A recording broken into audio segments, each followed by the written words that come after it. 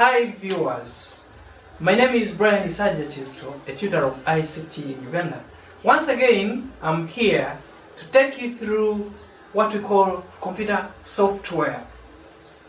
Computer software is basically a set of instructions which guide the computer to perform specific operations. You need both hardware and the software, the users, the communication for the computer system to properly function.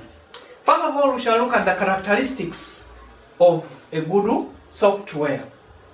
A good software must provide the required functionality. A good software must be usable by real. It should be simple for the user to understand. A good software must be predictable, reliable, and dependable. A good software must function efficiently. It should have a lifetime from the time it is manufactured, from the time it is produced, to the time it becomes obsolete. A good software must provide the appropriate functionality, among others. Factors that you should consider when buying a software. First of all, we shall look at correctness. Does the software perform the proper function, the required function? Robustness. Can the software refrain from error conditions? Can the software predict error conditions? User friendliness. Is the software easy for the user to interact with? Adaptability. Can the software easily intermingle with other softwares or with other operating systems? Reusability. Can the software be easily reused after building new systems? Can it be embedded into the new systems? Okay. Interoperability. Is the software compatible to other software applications, to other softwares, operating systems? Efficiency. Does the software make good use of its resources such as memory, disk space, and so on? We have portability. Is the software easy to carry from place to place? And lastly, we shall look at the security of the software. Is the software capable of keeping its data secure from users that are not allowed, unauthorized users? We shall look at factors to consider when buying. Me as a user, I'll look at those factors that we've talked about before as factors that you consider to choose between the good and bad softwares. But as a poor user, or as me, a user, Brian, how do I go to the shop and buy the software? Ladies and gentlemen, you look at the cost of the software. First and foremost, is the software in the reach of your pockets? The ease in learning how to use this software. Will your users, common users, be able to use the software properly?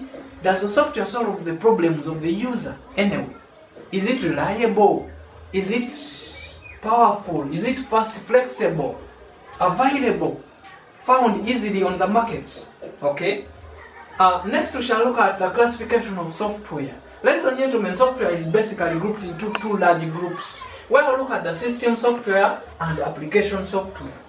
System software degrouped or classified into operating systems, programming languages, and utility programs.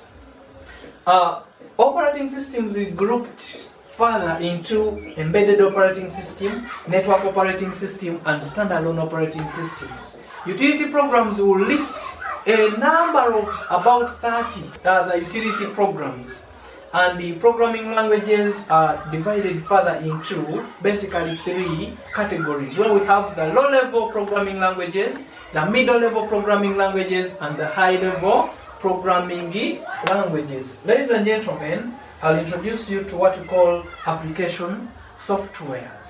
Application softwares are grouped further into custom applications or bespoke application softwares and the off-the-shelf or standard application softwares. Standard application softwares are further grouped into special purpose and the general purpose. We look at system software as a set of programs that control and maintain a computer in its proper functioning. It acts as an intermediary between the peripheral devices and the CPU. That is the main purpose of the system software.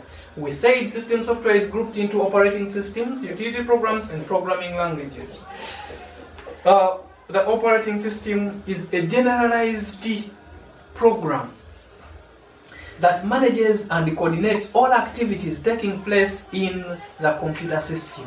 The operating system has functions of starting or booting a computer, okay, providing a user interface, managing memory, managing programs, managing memory, establishing internet connections, coordinating tasks, maintaining, monitoring performance, administering security, and controlling the network. The booting of a computer, this is the process of starting a computer. Ladies and gentlemen, the operating system is responsible for loading programs that start the computer, providing a user interface. User interfaces, this is a part of software that shows a user how to interact with the software. The user interfaces are grouped basically into three: what we call the command line interface, the menu-driven interface, and the graphical user interface. A user interface is something like this. How do you interact with the computer? How do you interact with a certain software or a certain part of a computer? The command line interface. This is a user interface that basically uses keywords, typed words, and the basic input device in this kind of interface is what we call the keyboard. It is used to type commands, instruct the computer using typed commands. Here we look at keywords like delete, copy, rename, name, open. Those are the keywords that you'll find being used in the command line interface. The menu-driven interface. This is an interface that provides users with a list of items from which the user is supposed to choose what he or she wants. The graphical user interface. This is an interface that uses a variety of visual images such as icons, menus, buttons, and so on and so forth to issue commands to the computer. The graphical user interface is basically user-friendly. However, there are some differences that we shall find between the graphical user interface and the command line interface.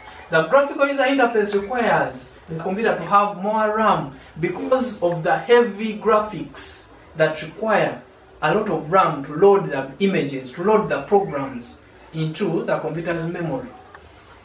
Whereas the command line interface does not require so much RAM because the commands that are executed are actually light.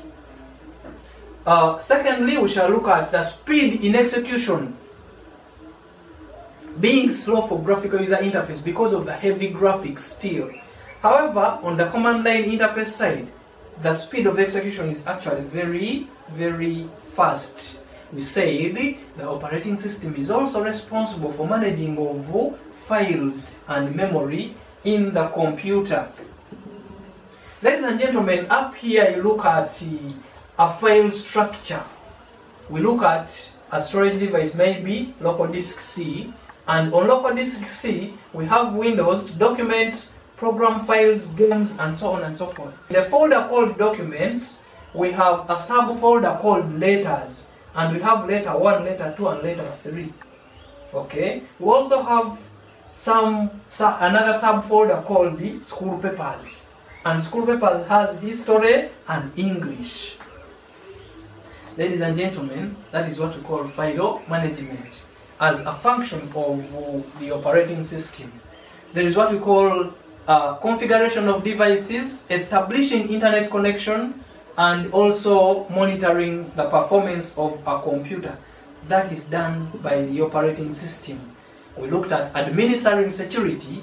Here, in most cases when you are opening a computer, that window you interface with it always when you are opening a user account, where they ask you for a user ID.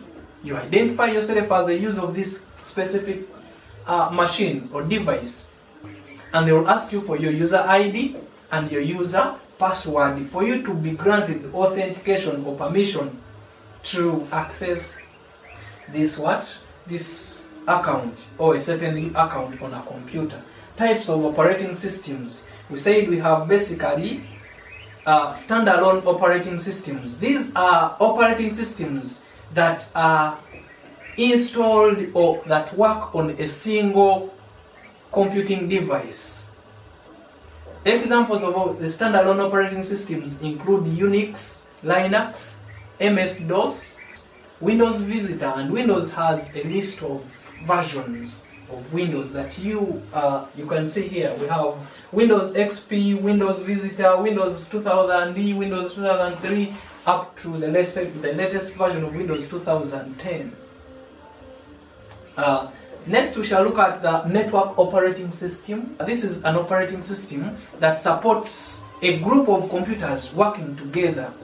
Later on, we shall look at networking, and you discover that in networking, you have more than 2 computers that are linked together for resource sharing, data sharing, and that is what we call the network operating system. The embedded operating system, this is an operating system that resides on ROM chips and typically used in handheld devices such as mobile phones. Examples, you look at the embedded CE, Windows Mobile, the Plasma, embedded Linux, and the Symbian operating systems. There are some factors that you should consider when choosing an operating system. Dear ladies and gentlemen, you look at the type of computer that you're going to use, the hardware devices that you interact with frequently, the user friendliness of the operating system, the adequate information that is provided by the developer of a certain operating system. That is, the operating system must be properly documented for you to choose that kind of operating system. On the other hand, on my side, I'll look at the cost effectiveness of this operating system, the reliability, security of the operating system, and number of users this operating system can support. We shall look at utility softwares. Utility softwares, these are a set of instructions that are designed to analyze, optimize, configure, and maintain a computer in its proper functioning state. We have a variety of utility programs that you'll come across, like file managers, disk compressors, antivirus utilities, screensavers, and so on and so forth. The antivirus utility, basically, ladies and gentlemen, as we are defining these utility programs, we shall define them basing on what they do. I mean, their functionality, their use, their purpose to the computer. For example, when you look at the antivirus utility, it is used to safeguard the computer from viruses, detecting and removing the malware from the computer. The screensaver utility, that is used to prevent phosphor burn-in in cathode ray tube monitors. LCD monitors, it helps in keeping the screen active even when the computer is in its dormant stages. Ladies and gentlemen, you look at file compression utility, that is used to reduce, shrink the size of a file. And we look at the backup utility, that is used for creating an extra copy or a backup copy of your file. The data compression utility, that the disk checkers, the disk cleaners, the disk compression utilities, the disk defragmenters, the disk partitioners. We also look at the archive utility, the register utility, the file managers, memory testers, and spywares, among others. Team profilers, spooling utility, sorting utility, the merge utility, the search utility, the personal firewall utility, the uninstaller utility. This one is basically used for uninstalling, removing installed programs from the computer, and the system monitors. These ones are used to monitor the system performance. Programming languages. Ladies and gentlemen, we said a language is any mode of communication. Programming language, therefore, is a mode on how computers interact. On how users interact with the computer. So, programming languages are therefore used to create procedures and specifications for computation or algorithms. Computer programming languages may include popular programs such as formula translation, beginner's all-purpose symbolic interchange code, Visual Basic, COBOL, Common Business-Oriented Language, C, C++, Java, Pascal, Perl, among others. There are some keywords that you need to look at when it comes to computer program languages. There is what we call a source code. This is a program in a high-level language before being translated into machine code. That is what you call a source code. Later on, we are going to look at the interpreters and assemblers and compilers. These ones help in translating between high level and low level. When we look at the low level languages, the low level programming languages, ladies and gentlemen, these are languages that are close to the processor but very far from the user. They are easily understood by the processor but very difficult to understand by the user. Those are low-level programming languages. We look at the middle-level programming languages as the intermediary. They are not so far from the processor, not so near to the processor, and not so far from the user, but also not so far from the user. The high-level programming languages as languages that are close to the user, very easy for the user to interpret and the user to understand. Ladies and gentlemen, we look at a compiler. It is a language processor that translates source code into machine code or binary code language, which is normally called object code. From source code to object code. Thereafter, we shall look at the interpreters. An interpreter interprets each source code statement at a time, one at a time, into machine code. They will always ask you, ladies and gentlemen, for the difference between the compiler and an interpreter. Both of them do the same thing, but they do it differently in this way. The compiler will read the whole program code and translate it into object code at once, whereas the interpreter will read a single program statement, translate it into object code, go back and read the second one, translate it into object code, like that, one at a time. Lastly, we shall look at what we call an assembler. An assembler is a language processor that is similar to a compiler. However, for it only translates from high level or middle level to assembly code language. The application software.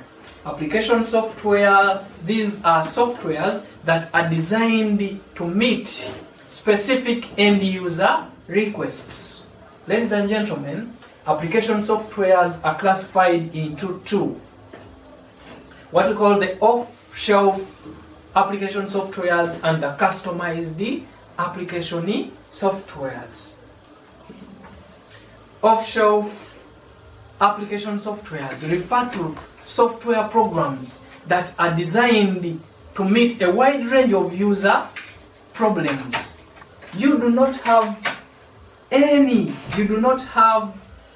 specification for development of these off-shelf application softwares. Take an example of Microsoft Office, the customized or bespoke application softwares. These are softwares that are designed to meet specific end user problems. Ladies and gentlemen, you look at the automated teller machines, the application they use, they can only give out money.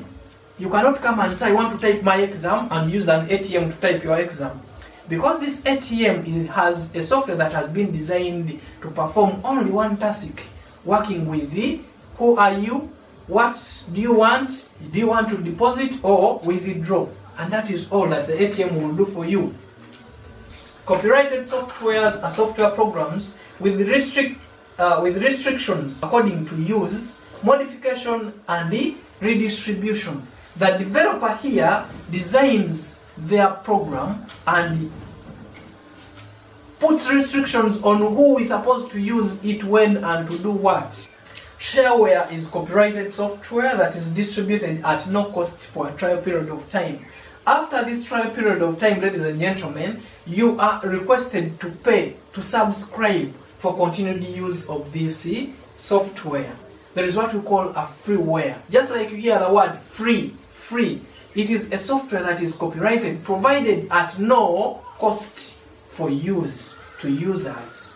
There is what we call open source software or public domain software. These are softwares that are provided for users to use, modify, and redistribute. This software has no restrictions from the copyright holder.